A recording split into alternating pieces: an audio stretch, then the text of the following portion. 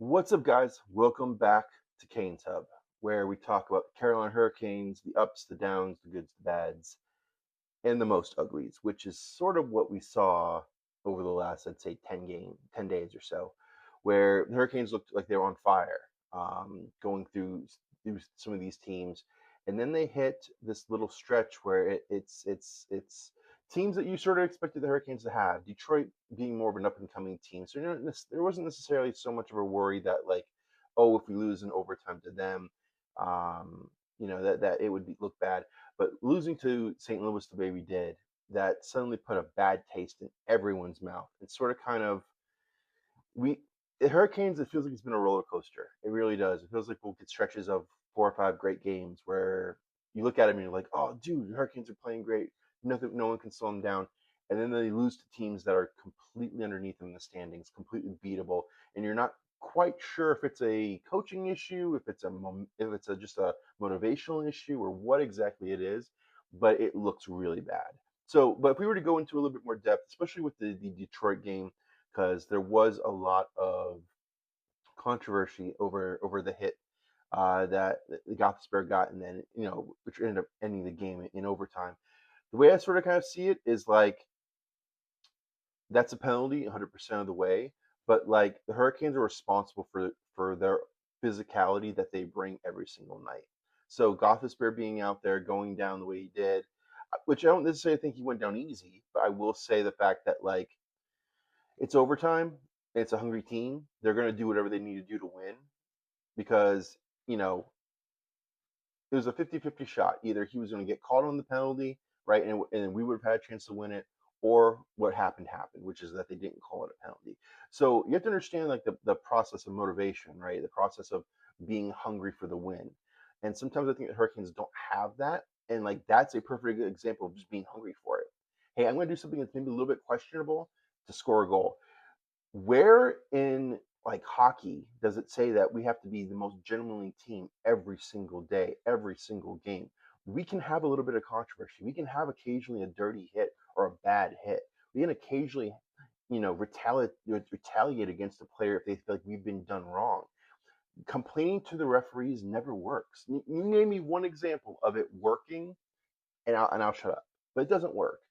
Maybe it might sway their opinion a little bit next time, or we're going to see what happened, which is what happened, right? So we got Aho and Gothisbehere on 10-minute majors for game misconducts, right?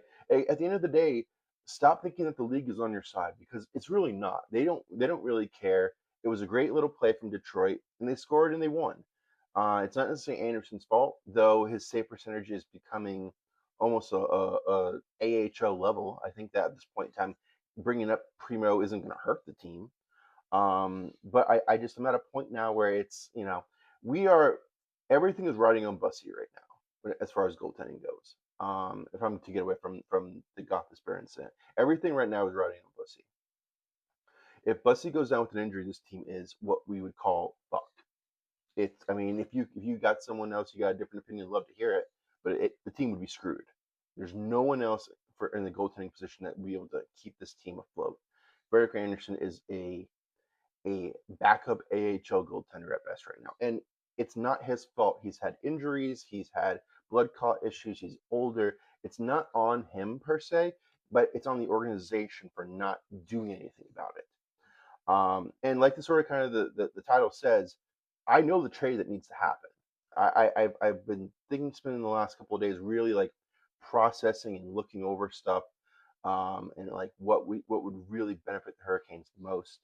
But I do think that and we'll get into that a little later. But like, there are players out there that the Hurricanes need to be targeting and having conversations with, because at best you've got Bussy is 27 years old, so at best we have him for what 3 or 4 more years, and 3 or 4 more years of prime goaltending. You know what I mean?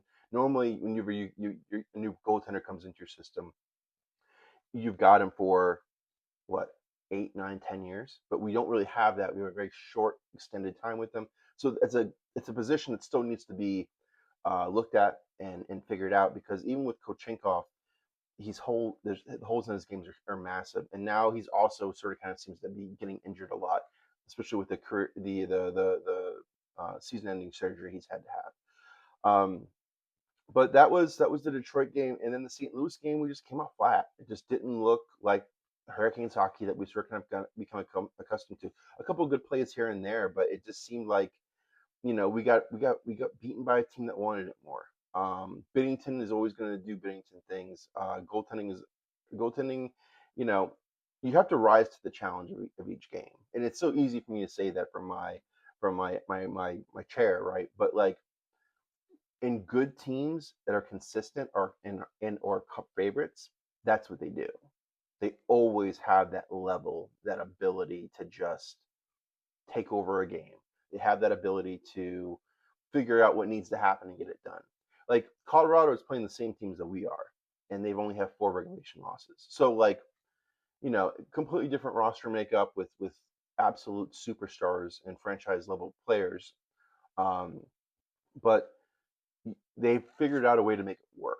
So sitting here feeling bad and expecting us Hurricanes fans to feel bad for you guys when you have the talent on this team to be at the very least consistent, you're not going to get the sympathy from the fans. At the end of the day, we expect a consistent product because for 8 years we've gotten that, and this is the first season we really haven't seen consistency. Um, but with all that being said, I know you clicked on the video for the trade. So it's a hefty one. It's a large one. It's one where the Hurricanes have to acknowledge the fact that there's going to have to be a retooling once Stahl retires. Um, with that retooling, you hope that you can get maybe he will send his contract for one more year after after his current contract expires, which it's set to expire at the end of next season. So you're hoping he re-signs for one more year, right? The trade would end up being the Hurricanes targeting Steven Stamkos and Roman Josi from the Nashville Predators. And the reason why I think this makes the most sense, right? Hurricanes need a scorer, a guy who's going to blindly be throwing this puck at the net from pretty much anywhere on the ice. And with Steven Stamkos, you get that. The Carolina Hurricanes also need a power play specialist, which Stamkos made a living with the Lightning doing this, right? Those two players can take this Hurricanes roster that is good. It's a decent roster, and it can elevate it into a Eastern juggernaut, which is what we need. The Hurricanes aren't going to squeak by the playoffs. Like you don't want to be the team that barely gets by this team, and then loses in the conference final every year, right? You want to be a juggernaut, and I think adding those two players completes that that goal, right? The question ends up being, right, what does the Nashville Predators get back? And essentially, they get loaded up with prospects and picks because we take the next 3 seasons, right, and we say we go all in with it. We said we want a championship in the next 3 seasons because when Stahl leaves, we undergo a retool. So with this, I think you end up having to offer Bradley Nadeau up, even though I'm a massive fan of his. I think he's one of those top names that comes to mind as in someone that they're going to really want to look at. After that, I think maybe you throw in a defensive prospect, maybe even Nystrom, as far as like a prospect and not an NHLer. So Nadeau, Nystrom, right? And then after that, you go heavy with picks, and then you add in one NHL caliber player. The NHL caliber player is because we still need a hole. We still need if we're bringing on Roman Josi, you would need to have something monstrous, a move on defense, right? So you throw in Alexander Nishkin, right? I think all of us know where this is leading. It's going to be I can only assume it's going to be a pretty nasty NHL or a renewal for his contract, right? He's probably going to want north of 8 to 10 is probably what I'm figuring, based on Miller getting 7.5. And I think the potential is 100% there for Michigan to be able to demand that. But with that, right, I don't think the Hurricanes are going to want to go down that route with him, especially with a Russian player, especially a Russian defenseman. We sort of kind of see how, on average, Russian defensemen tend to age it's always interesting how it's going to age, right? He's not a 21-year-old prospect coming in with the Hurricanes. He's a little bit older. He spent some time in the KHL. So the question comes down to is what's a fair number and how long do you really want to lock him up for? So I think that the Hurricanes, it might be in the Hurricanes' best interest to push this over to Nashville and give Nashville full reign on how they want to handle it, right? But in getting Roman Yossi, we get that second shutdown defenseman. So essentially, you'd have Slavin and Yossi as like elite shutdown defensemen, right? And that sort of kind of helps with the goaltending side of things because now the goaltender isn't having to go and face ridiculous high scoring chances because we've got two of the best defensive defensemen that we can in the game, right? You then have Gothesberry and Miller who can both contribute offensively. Um, and it leaves the way for Walker and Chatfield to sort of kind of be that third pairing that could sort of go in and out and can contribute, but don't need neither one of those players needs to be playing more than I'd say 18, 19 minutes a game. You want the top four to really be carrying the bulk of the load. Um, but tell me what you guys think. That it's an interesting one. I with that as well. I guess so. It would be Nystrom, Riley Nadeau, and then you're looking at Nishkanen, and then you probably want they probably would want a couple firsts. So I would say you sell early on the first. So 26, the 26th first rounder, excuse me, and then 27th first rounder as well. I say that because more than likely if Stahl doesn't renew his contract, right, and Stamkos does decide to part ways, you want to make it so that the Hurricanes can retool on the fly essentially and pick up maybe a top 10 pick in the 28 draft or 29 draft, retool a little bit, rework a couple of things, um, and that allows for the Hurricanes to get where they need to be. Now, the trade doesn't take into consideration the cap, right? Which we know that with 8 million, that would pretty much tie up all the Hurricanes have left in free cap space, right? So the question comes down to is with the Roman Yossi contract. So my thought is another deal that would have to get worked out in the process as well as Kakiniemi would have to get moved on, and you're probably potentially having to look at moving even a Hall or someone in that 3 to 4 range as well to make sure that Roman Yossi can also fit underneath the cap. But those would be separate deals that wouldn't be attached to the Nashville deal, and I think the Hurricanes need to pull the trigger on this because it's sort of it turns us into a team that could easily go into the playoffs and win, right?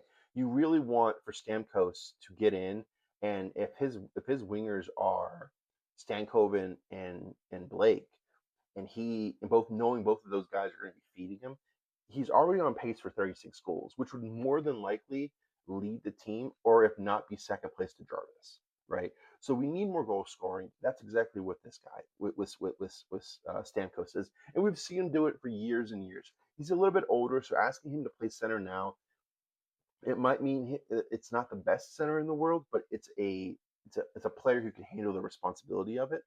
But the other thing is you're not really expecting he's not the first line. He's not on the first line. He's not going to be paired up against the top defensive pairing on a night in, night out basis. So it gives him a little bit more flexibility with two young, creative players who are hungry.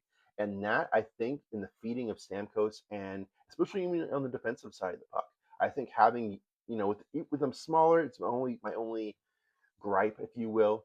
With them being smaller, that can potentially be an issue, but there's enough potential in the lineup to maybe move around a couple of different players if we need it to get exactly what we needed out of it. Um, Let me know what you guys think. I think it's a pretty solid trade.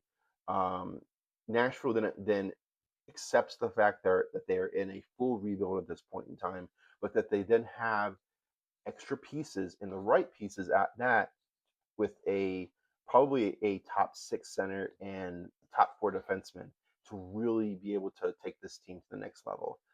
Nashville at least, right? So it gives them some younger pieces that they can potentially do a lot more with. But I do think that it helps both teams out significantly. with Nashville accepting the rebuild and the Hurricanes really getting what they need to lock in for these next 2 years to bring home a Stanley Cup. Because at the end of the day, guys, I know we all would love for the Hurricanes to be great for 15, 20 more years, right? And really, be playing for that Stanley Cup every single year. But in reality of the situation, the reality is the team's a little bit older, which is sort of kind of crazy. We've got lots of young prospects and whatnot, but it's time to really lock in and get this cup now, because when Stahl retires, the defensive side of the puck is going to be a little bit in shambles. We don't have a whole lot of players who are forwards who are good on the defensive side, um, and I just think that it's going to create a hole, and that's why I said get the two first round picks now, and don't push it back too much later. We still have Dallas's one more of Dallas's first round picks as well, so we do have a potential to still pick in the first round. It just wouldn't be very high up. And then at that, even our two first round picks, if one of those years we win the Stanley Cup, it's 32, right? And the following year, it still would probably be, bottom 10. We're probably looking at 22 to 32. But like I said, guys, let me know what you think. It's a monstrous trade, but I do think that it's the right trade for the Hurricanes to do.